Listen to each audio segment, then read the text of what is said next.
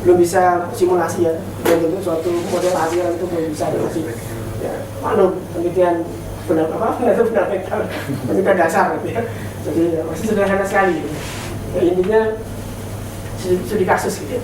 Bahwa sebenarnya data itu yang ada itu ya, kalau kita masukkan dalam bentuk visual itu bisa lebih mudah untuk dipahami gitu. Sehingga apa yang harus dilakukan ya, misalnya seperti ini, kira-kira daerah mana yang mau dilakukan pengerukan atau mau dilakukan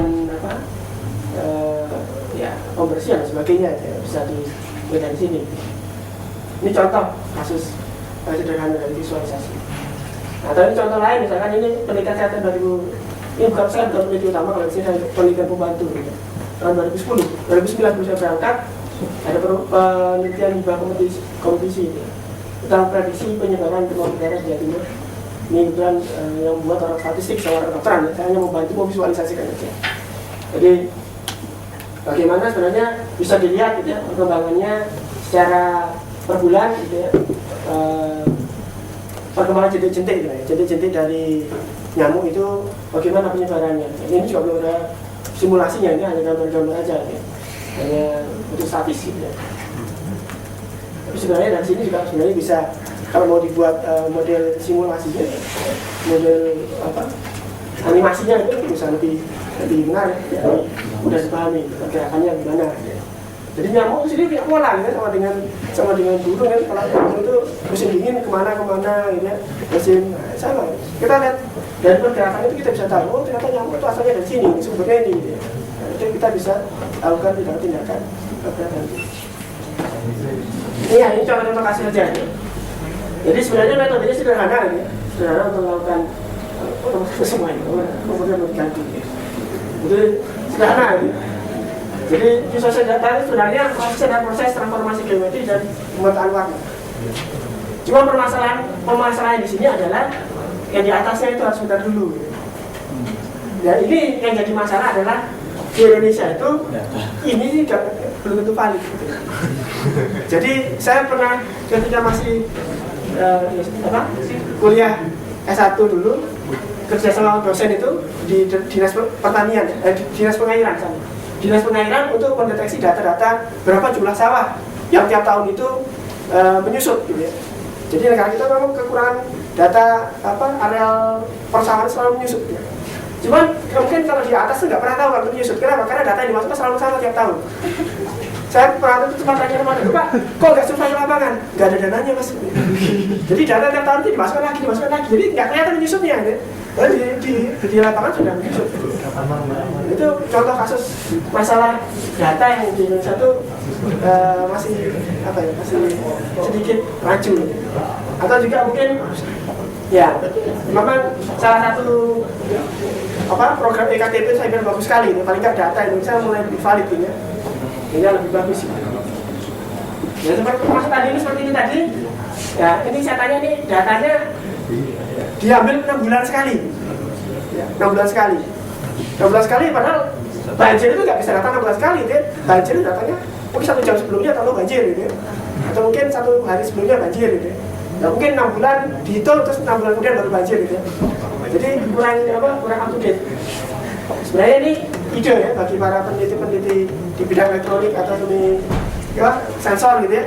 Bagaimana sebenarnya kita membuat suatu sensor yang murah meriah gitu ya, yang bisa disebarkan di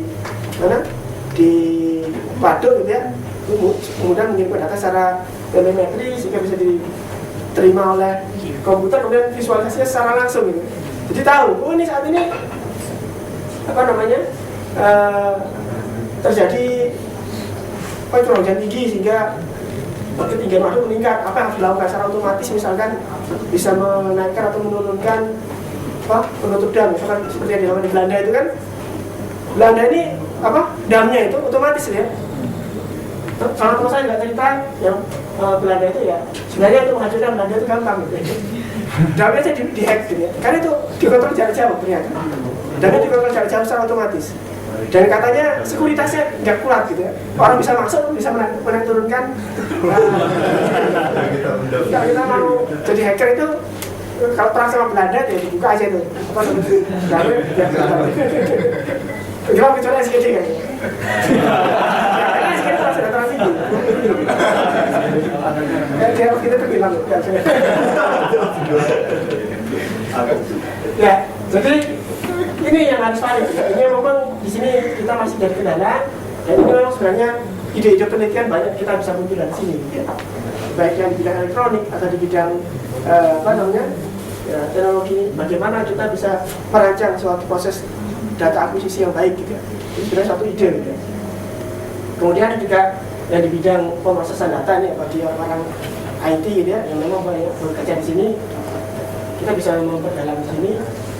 Ini sudah mulai banyak di Indonesia masalah ini gitu ya. Kemudian ini masalah proses datanya, itu implementasinya.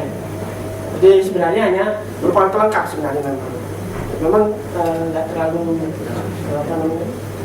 kompleks juga. Tapi sebenarnya di beberapa negara bahkan sudah ada universitas yang memiliki khusus departemen, kalau seperti di Belanda Human Media Interaction itu satu departemen khusus ya. Kalau di Indonesia masih dalam satu jurusan ya, jurusan informatika, di bawahnya macam-macam ya. Ada yang namanya interaksi manusia, kalau di sini ada jadi jurusan. Di Bias ternyata ada ini, saya dulu salah masukkan proposal ternyata, baru tahu gitu. Jadi ternyata ada jurusan yang namanya visualisasi data. Jadi nggak ada, masukannya ke penelitian, keliru. Itu apa? Ya, di Amerika apalagi? Di Amerika memang semua sudah. Pindahin pas banjir terkena. Kenapa? Pindah pas banjir kena. Benar. Oke, jadi itu tadi cerita saya ya, gambaran contoh aja. Contoh implementasi bagaimana memanfaatkan teknologi untuk membuat pengambilan kebijakan. Ya. Siapa tahu pulang dari sini itu ya bisa ada ide atau mungkin idenya sekarang itu ini saya mungkin kita ini itu tesis ya. Karena masalahnya katanya data di Indonesia ya. Oke, baik, ini kesimpulannya itu dari saya. Terima kasih.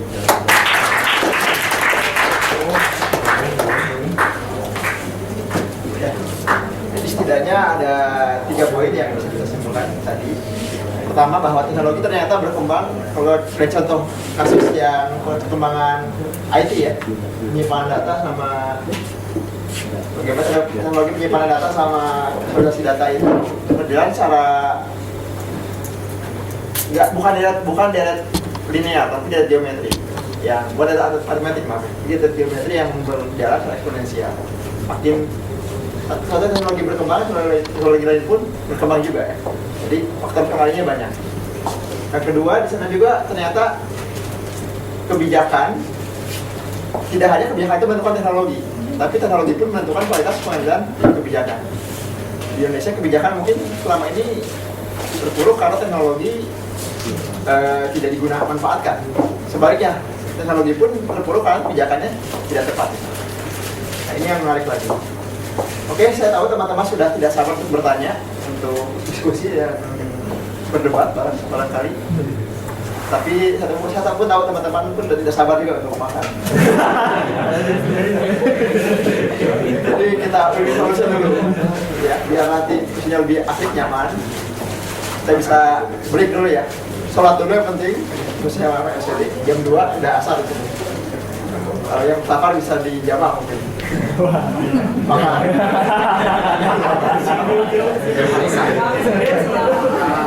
Ya, silakan nanti dibantu teman-teman SED teman-teman. Kita akan break sampai setengah jam ya. Setengah jam sampai 13.20. 13.45. Silakan diatur sholat dan 13.45 kita lanjutkan acara.